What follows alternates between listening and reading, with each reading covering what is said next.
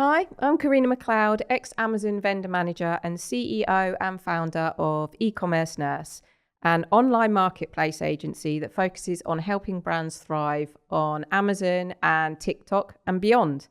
And today we're going to be talking about defensive sales strategies for 1P Amazon vendors and how to profitably reach your growth targets in 2025 and beyond. So we have two special guests, Martin and Rob, and I'll let them introduce themselves shortly.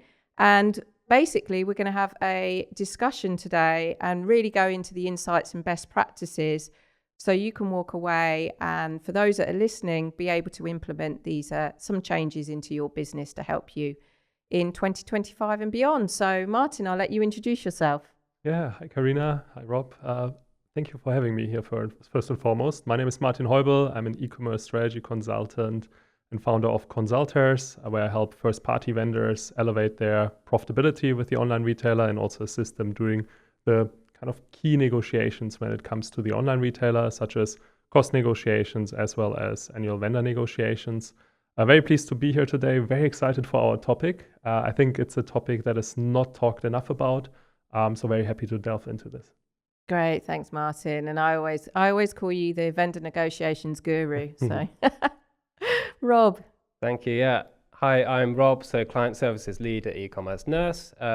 We look after vendors and sellers in the UK, the US and beyond, helping them from everything from helping them understand profitability through seller, through vendor, and also helping them set up their listings and manage their day-to-day Amazon accounts through our design teams and client operational teams as well. So keeping in contact day-to-day to help you negotiate and navigate Amazon.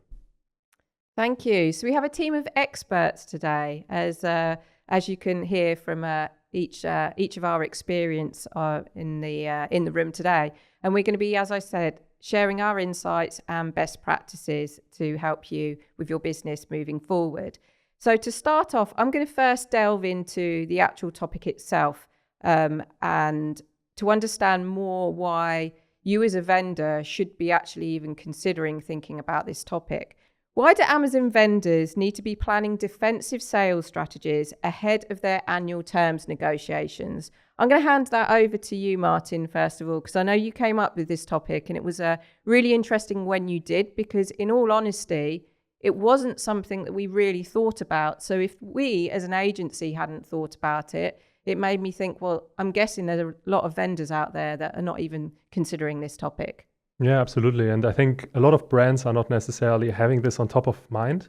But if you're looking at the last few years and how really relationships between Amazon and also vendors have evolved, then we've really been going through a cycle of massive growth, particularly during the pandemic years, where Amazon really opened the floodgates almost to the customers that moved from offline shopping experiences towards its marketplace. And Amazon also had a high incentive to really serve those shoppers, particularly in CPG categories when it comes to low ASP selection. But with the end of the pandemic, we've also seen a swift change of Amazon's priorities away from a pure growth focus towards a more succinct customer, but also profitability focus still. And this margin focus has really unfolded during, but also outside of annual vendor negotiations. If you think about it, more brands and vendors than ever before are confronted with very difficult cost support negotiation requests where Amazon asks them to lower their cost price basis due to a lack of profitability, as well as, of course, during the annual vendor negotiation cycle, where vendor managers are increasingly at pressure to brands if they are not reaching the targets or net PPM targets and objectives that they have set themselves with a brand in the category. And what that means is that a lot of brands are facing at least temporary, sometimes even longer lasting suppressions when it comes to the buy box or when it comes to their listings, whether it's the suppression of A+ content or also the traffic redirection that some brands are seeing. And that really calls for certain defensive sales strategies where brands can ensure that they are not losing the sales rank and the traffic as well as the sales on items that may be very profitable for them, and thereby also protect their bottom line from all of these actions that Amazon may take during as well as outside of vendor negotiations.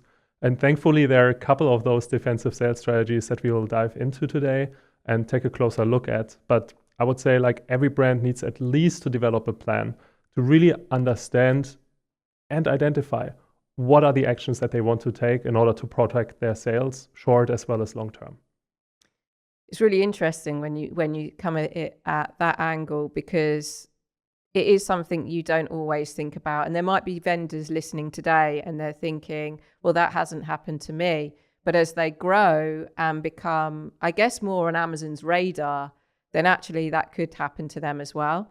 And sometimes it's definitely an interesting area to think that in a way that you'd think that as a retailer is always sort of considering what's good for you in terms of those sales. But yeah, it's an interesting negotiation, especially as an ex-vendor manager. It's strategies and negotiations have changed. Absolutely. Rob, did you want to add anything to the topic?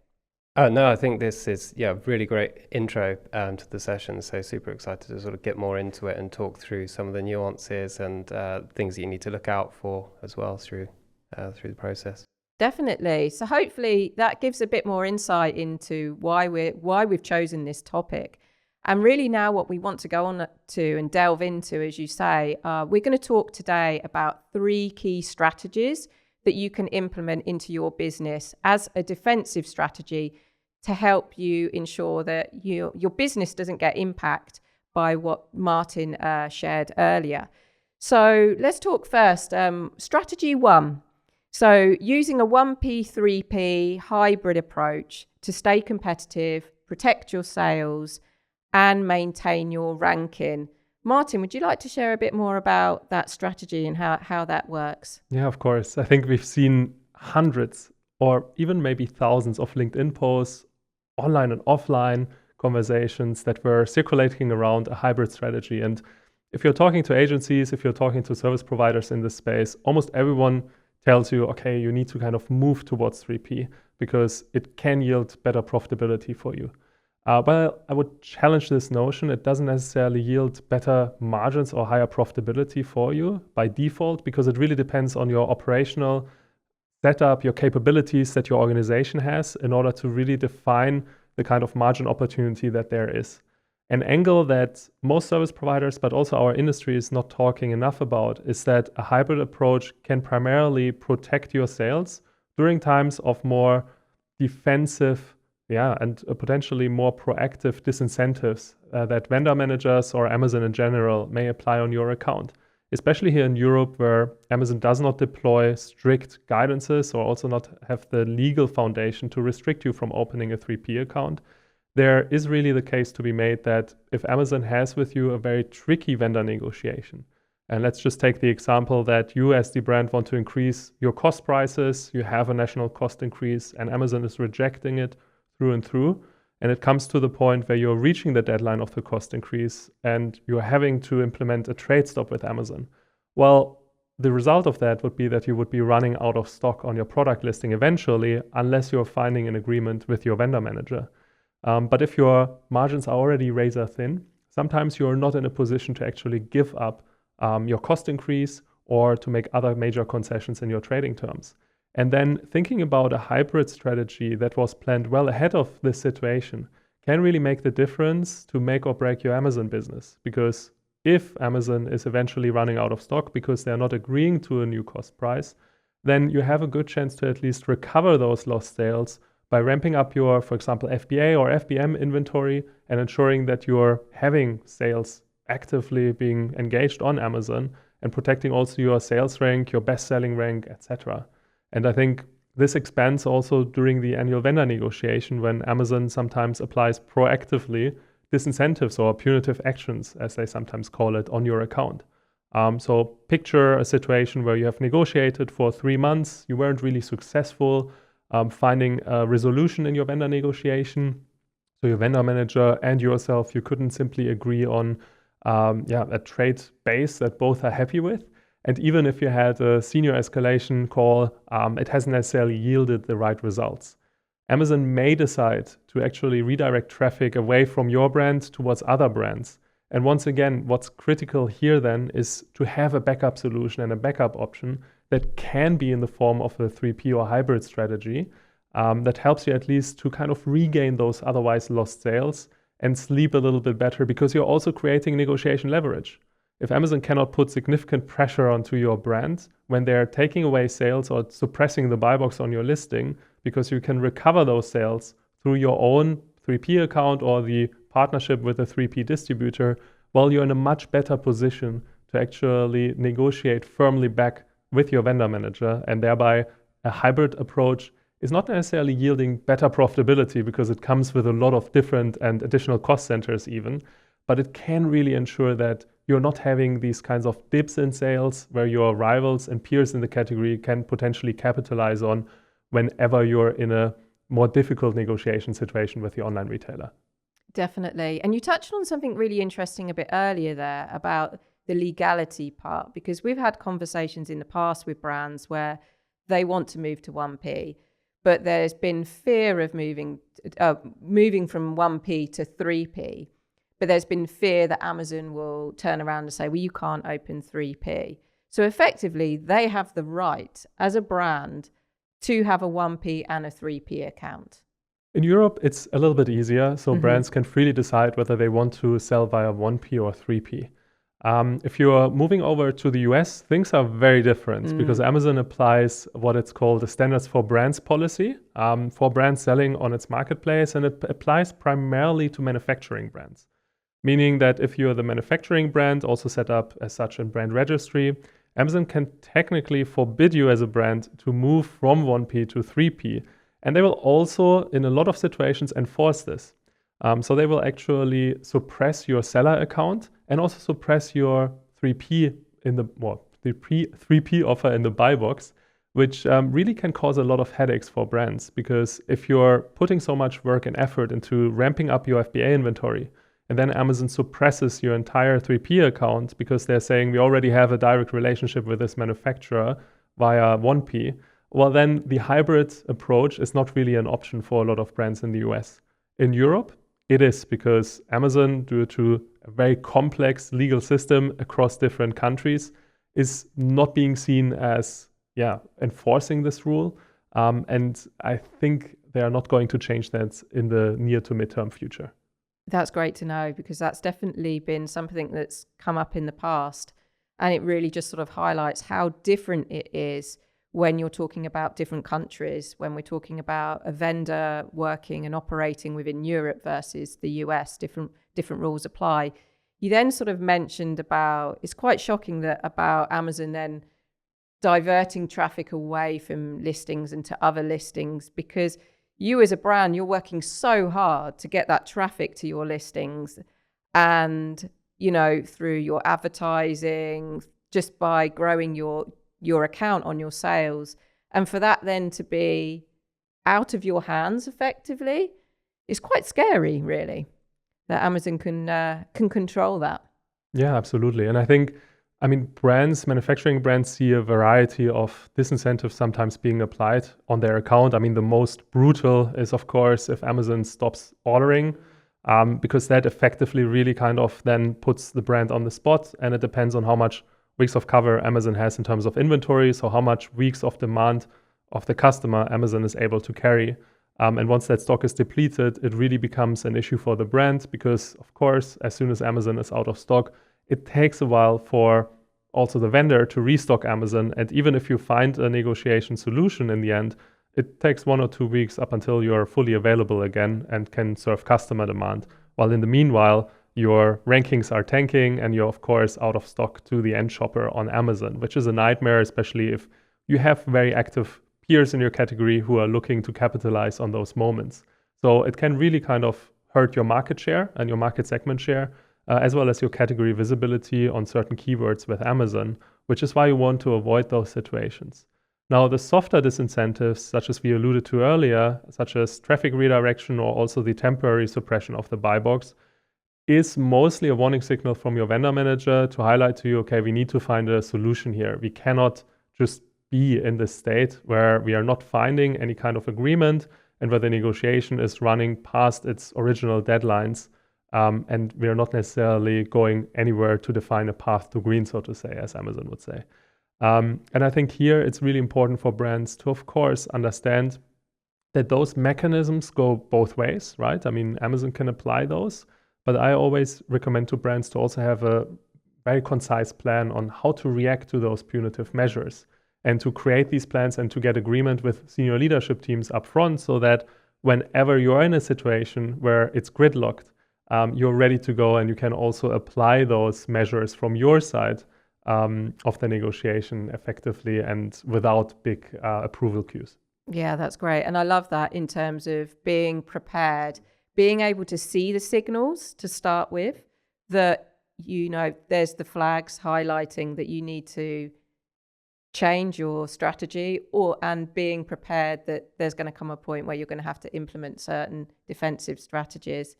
And Rob, I mean, so we talk about going from 3P to 1P more from a temporary side. So if a brand does that, I know you work with many brands and that have moved over from 3P to 1P. How best should they manage that, especially when we're talking about it from a temporary perspective, when it comes to things such as inventory management?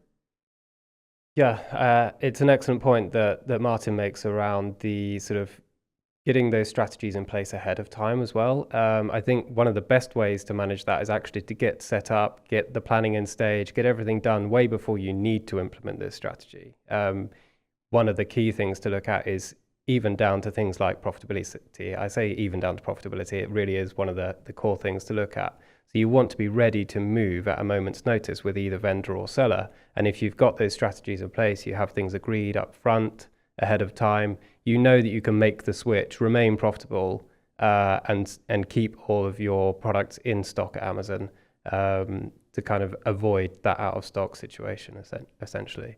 But it really is something that needs doing upfront planning. You need to be running that third-party account successfully in the meantime, so that you're ready to switch to it on a greater scale if you need to with specific products.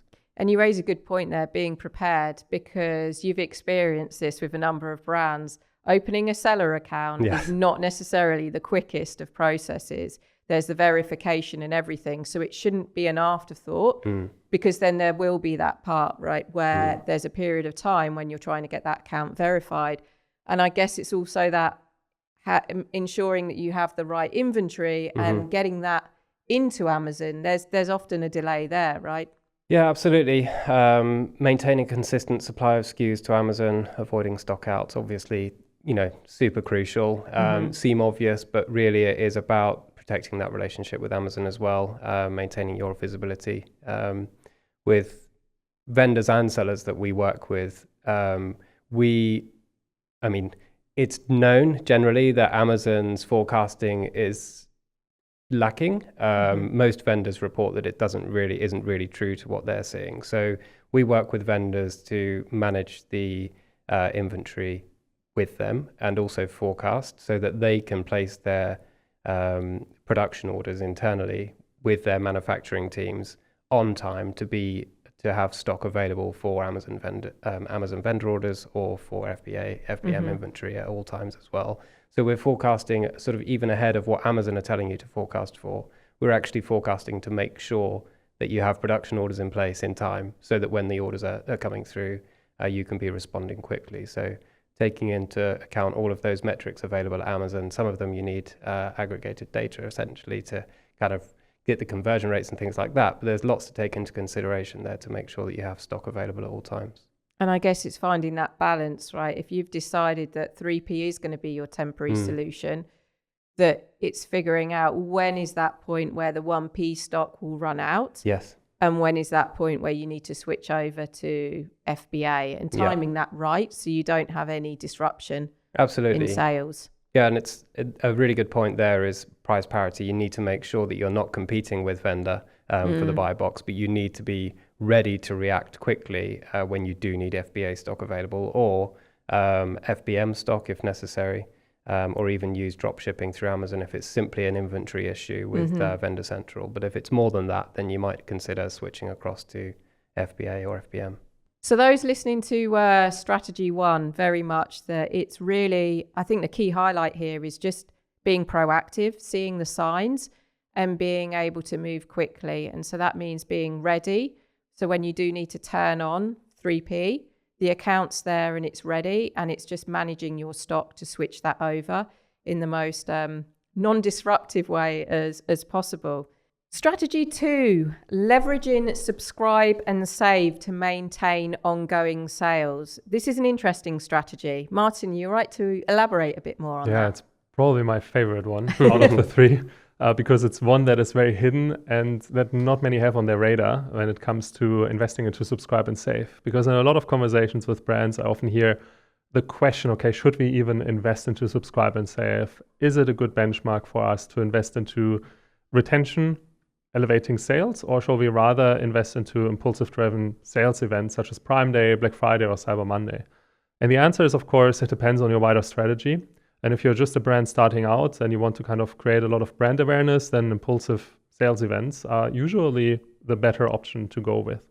But if you're maturing in your vendor lifecycle with Amazon, there comes a point where you potentially want to shift strategies a little bit, particularly if you have seen over the last few years that negotiations have become a little bit more full of tension. Critically, a lot of brands are not aware that Amazon will prioritize subscribe and save sales during times of gridlock negotiations. So even if Amazon or you yourself are blocking sales or are stopping to get orders from Amazon, the online retailer will typically try to kind of fulfill orders of subscribe and save for end shoppers. Why? Because Amazon honors the customer experience it has established and the associated customer trust that it really wants to kind of protect with shoppers in all of its categories, whether this is grocery, whether this is beauty, whether this is health and personal care, or any other CPG category really. So if you're in the FMCG space and you're already investing into subscribe and save, and you know that your next vendor negotiation is going to be a little bit tougher than usual, well, then it's probably a good idea to upfront your investments around Q3, Q4, and to also sideline a lot of budget in order to kind of increase your subscribe and save sales share. And rather than to invest only into significant price promotions during key and big sales events, you rather want to potentially fund coupons or subscribe and save vouchers to really kind of increase your subscribe and save customer base. Because once again, if you're then in a gridlock negotiation situation and Amazon may terminate your orders on your account, they will typically still send purchasing orders to fulfill and to keep enough inventory to fulfill S&S orders. And that's usually a strategy that I do not see today, at least. Brands exploit a lot, partially because they may not be aware of it. But it is kind of a key strategy to kind of at least have a baseline of revenue that also ensures that you can forecast accurately during times where things may not go the way that you expected, or where you already understand that you will go into a kind of frictionful vendor negotiation. It's interesting. You say customer experience, and knowing, being from ex-Amazonians, we know always it's sort of that customer experience is embedded in everything you do. It's slightly contradictive though, isn't it? Because I get the customer experience for subscribe and save. You want to honor that. But the fact that they could end up no longer having stock, that's not going to necessarily be great for the customer. And then they're effectively prioritizing the terms negotiation over the customer experience at the same time. Yeah, it's a balancing act for sure for both sides, right? Also for the vendor, if they decide to kind of have a trade stop because Amazon does not accept their cost price increase, for example. So I think it's a fine line, and vendor managers typically try to avoid a situation where Amazon completely runs out of stock, but they want to clearly signal to the vendor that there is a little bit of a point being reached where they want to find a solution and where they have to conclude the negotiations as well. In many cases, you will also see that towards the end of the fourth quarter, Amazon is ramping up its inventory quite a lot by placing more purchasing order volumes than they would actually need in order to fulfill customer demand and to also ensure that they maintain the same weeks of cover in terms of inventory. So there's usually a little bit of a bulk order that is happening towards the end of the fourth quarter, so that when Amazon is terminating orders, let's say by the end of January or by the end of February, they still have enough inventory to go for at least 6 to 8 weeks. So while you may see an average weeks of coverage of 3 to 5 weeks right now in most European countries, in most categories, it's very likely that Amazon will carry double of that towards the first quarter of 2025. Which again, right, puts you in a position to also decide, do you want to fulfill this entire purchasing order demand that Amazon places onto your account towards the end of the fourth quarter, or whether you're potentially risking to reduce your purchasing order confirmation rates in order to ensure that Amazon has not too much room for putting these trading stops onto your account because they're not holding as much inventory as they would like to during the first quarter of the year. Interesting. That's a good point, because there's two ways in which you can look at that. There's not wanting to reduce what Amazon orders for you because you don't want sales to be impacted, but at the same time, by reducing the stock, creates more acceleration from Amazon to work with you in terms of more willing to negotiate and potentially have more concessions on the table as well. Sounds like can be quite brutal in terms of those negotiations. In the end, it's a commercial negotiation, right? Yeah. And brands always ask me for the kind of key levers that they can pull in order to also get ahead and get a head start in the negotiation. There's no magic bullet, right, as we all know in the Amazon space, but it's the accumulation of tactics and also strategies that brands really need to deploy. And the latter that we've discussed, so by reducing the confirmation rates of purchasing orders towards the end of the fourth quarter, really means that you need to have a very aligned leadership team, because typically the pressure is quite high to reach year-end targets. And if you have to explain to your leadership team that you're down confirming purchasing orders, even though you have the inventory on hand, that usually raises questions to everyone who's a little bit more involved in the kind of day-to-day operations from a leadership perspective. So make sure that you educate your leadership teams and make sure that you also outline your reasoning and reflect it accurately in your forecasting models. Because of course you want to recapture these lost volumes by the end of your vendor negotiation. And that should also then be baked into your discussions with Amazon and with vendor managers. And a good example of that could be to overly invest into a spring sale event, which is typically happening after or during the end of the first quarter, which then really helps you to kind of ramp up your sales velocity again. It just really highlights how important it is to be proactive and not reactive, and to be thinking about these strategies ahead of time, not only to implement them, but to get everybody's buy-in from the leadership team, because it's not that you're going to go ahead and do it on your own necessarily. You need to be fully aligned. And talking about that with subscribe and save, and I do love that one because, you know, Amazon prioritizing subscribe and save customers, you obviously need to get those subscribe and save customers. First-time shoppers, Rob, is there anything that you want to share in terms of how brands can be enticing those first-time shoppers that are more likely to sign up to subscribe and save?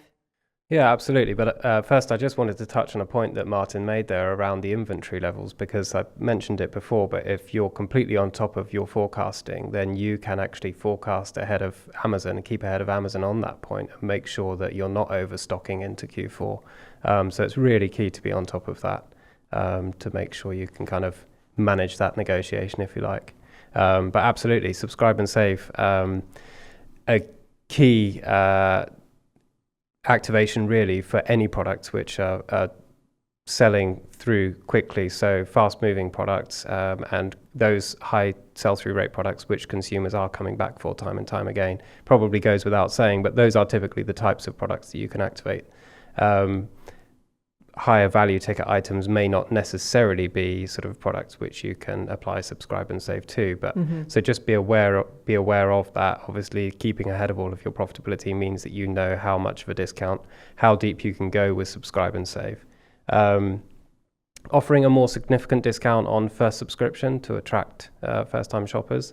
So that's a key thing, obviously, but you do need to team that with being aware of what your other discount strategies are. You want to make sure that your subscribe and save discount is the most attractive discount for your shoppers, and that you're aware of that with the other coupons that you offer. So for instance, if you have exclusive offers for consumers who've perhaps viewed your product detail page, or exclusive offers for consumers who've perhaps purchased first time but not come back for a second purchase yet.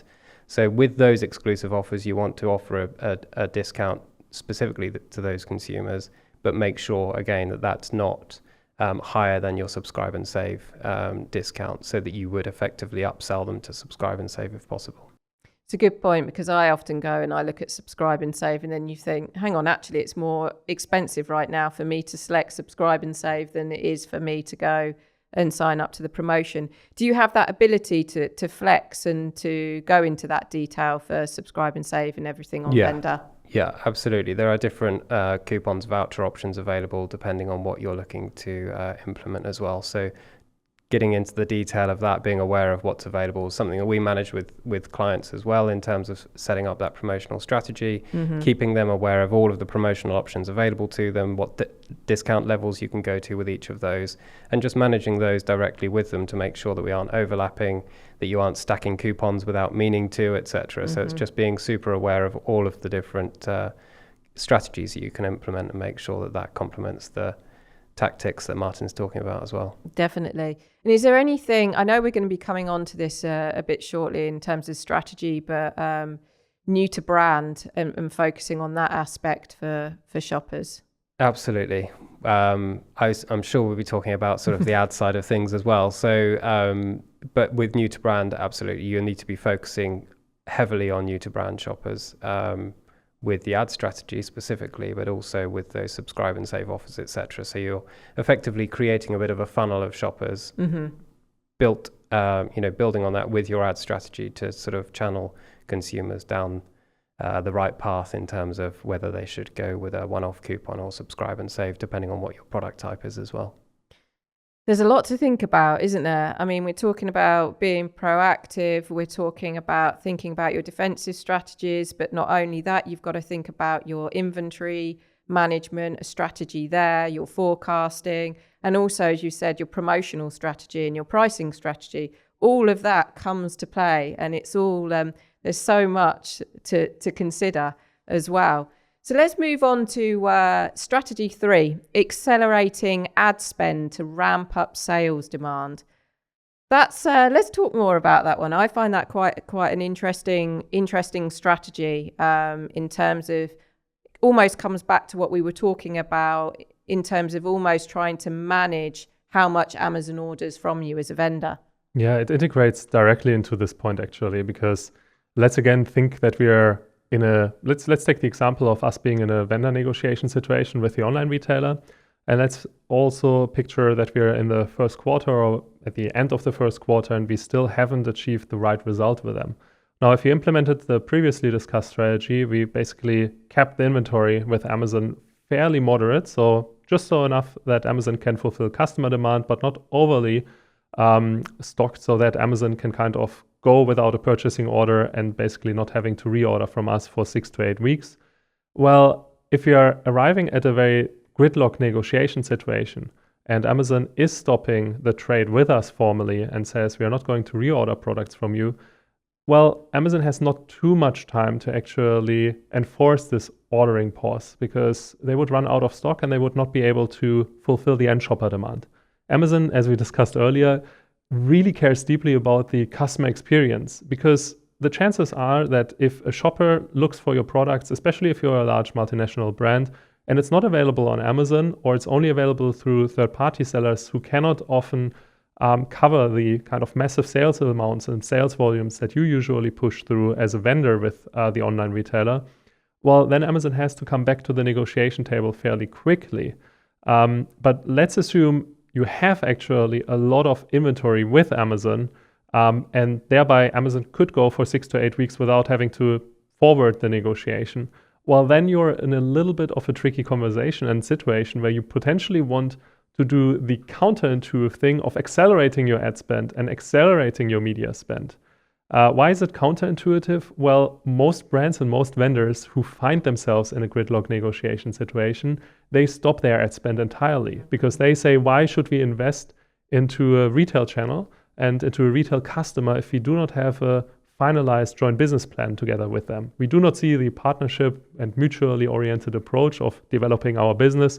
So let's pause our media spend to add a little bit more pressure on the media side of things to create this cross-organizational friction between retail and advertising teams. And that may work, but oftentimes this not necessarily resolves the negotiation conflict on its own. And if you want to kind of deploy your media spend as a defensive strategy during those gridlock negotiations, my recommendation often is to actually accelerate it. Because if you accelerate media spend, well, Amazon is not reordering from you. You're depleting Amazon's inventory, which means that your vendor manager is eventually being forced to return to the negotiation table much faster and much quicker than they would otherwise have to. And that, of course, forces their hands in the negotiation, so to say. And while this is counterintuitive and, again, requires the alignment of your leadership teams, it's highly effective, but a still underutilized tactic or strategy that you may want to explore. Yeah, there's two sides to that, isn't there? As you say, it's as brands, the immediate thing would be to cut and stop ad spend altogether. Why invest in a partner that's not willing to negotiate with you? But at the same time, there's different strategies that you need to implement to almost be able to get that negotiation to work for you as a business. And in terms of that accelerating ad spend, Rob, what do brands need to be considering if they are going to take on that strategy? First and foremost, the ad spend needs to be in place already so that you can accelerate. So it's rarely successful to quickly accelerate ad spend and see that take effect immediately. You would want an efficient and profitable ad campaign in place already throughout the year, something you're working on off season, working hard on off season to make sure that you have an ad campaign which you can ramp up.